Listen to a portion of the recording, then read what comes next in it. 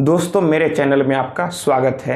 आज के इस वीडियो में मैं आप लोग को बताने वाला हूं कि आप किन किन रिलेटिव से, रिश्तेदार से गिफ्ट में पैसा लेंगे ताकि आपको कोई भी टैक्स नहीं लगेगा। आप कितना भी अमाउंट लें।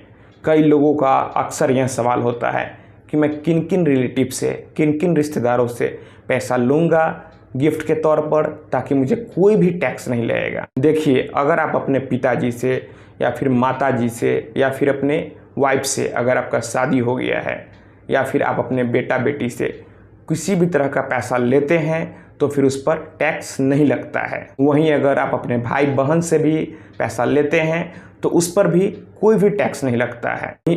और अगर आप अपने पिताजी के भाई और बहन से, यानी कि आप अपने अंकल और अपने बुआ से भी पैसा लेते हैं तो वह भी पूरी तरह से फ्री है, उस पर भी किसी भी तरह का कोई भी आपको टैक्स नहीं देना पड़ता है। और आप अपने माँ के भाई और बहन से, यानी कि आप अपने मामा जी और मौसी जी से कोई भी पैसा लेते हैं तो उस पर भी टैक्स नहीं लगता है। आप अपने वाइफ के भाई बहन से या फिर अपने सास ससुर से भी पैसा लेते हैं तो उस पर भी किसी भी तरह का कोई भी आपको टैक्स नहीं देना पड़ता है। आप अपने भाई बहन के बेटा बेटी से भी पैसा लेते हैं तो उस पर भी आपको टैक्स नहीं देना पड़ता है। और फिर मैंने जितना लोगों का बताया, अगर आप उनके पत्नी से पैसा लेते हैं तो उस पर भी टैक्स नहीं लगता है। जैसे कि अगर आप अपने पिताजी के पत्नी से यानी अपने माताजी से पैसा लेते हैं तो टैक्स नहीं लगता है, मैंने पहले ही बता दिया। उसी तरह अगर आपने अपने फादर के ब्रदर के पत्नी से पैसा लेते हैं, यानी कि अपने आंटी जी से, तो उस पर भी टैक्स नहीं लगता है। तो मैंने जितना लोगों के बारे में बताया उन सभी की पति या फिर पत्नी से आप पैसा लेते हैं तो उस पर भी किसी भी तरह का टैक्स नहीं लगता है। कई लोगों का यह सवाल था कि मैं अगर रिलेटिव से पैसा लेता हूं तो क्या उस पर भी मुझे टैक्स देना पड़ता है। तो मैंने अभी जितने रिलेशन बताया, अगर आप उन लोगों से पैसा लेते हैं, उन लोगों से गिफ्ट के तौर पर पैसा लेते हैं तो आपको किसी भी तरह का कोई भी टैक्स नहीं देना पड़ता है। हाँ, आप जिससे पैसा ले रहे हैं उनका इनकम का सोर्स क्लियर होना चाहिए। और सबसे बड़ी बात, आप कैश में पैसा उनसे कभी भी नहीं ले, नहीं तो दिक्कत आ सकती है।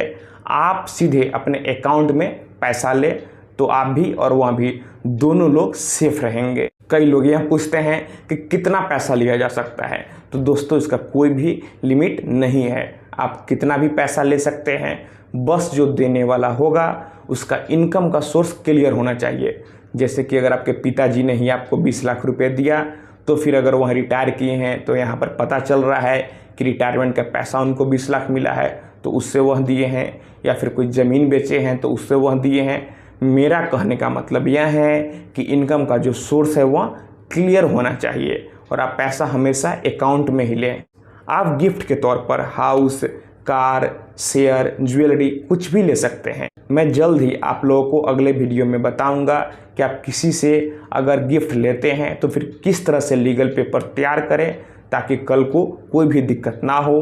किस तरह से गिफ्ट लिया जाता है, उसका क्या लीगल प्रोसेस है, आपको कौन कौन से पेपर तैयार करने होते हैं। तो दोस्तों, मैं आशा करता हूँ आपको ये वीडियो पसंद आई होगी। अगर आपके मन में और कोई सवाल है तो आप हमें नीचे कमेंट बॉक्स में कमेंट करें। अगर आप हमसे सीधे बात करना चाहते हैं तो फिर आप हमें इंस्टाग्राम पर फॉलो कर लें। मेरा इंस्टाग्राम पर यूजर नेम है Pritesh1584। तो दोस्तों, आप इस वीडियो को अधिक से अधिक अपने दोस्तों और रिश्तेदारों में भी ज़रूर शेयर करें। हम लोग मिलते हैं अगले वीडियो में एक नए टॉपिक के साथ। तब तक आप अपना और अपने परिवार का ख्याल रखें।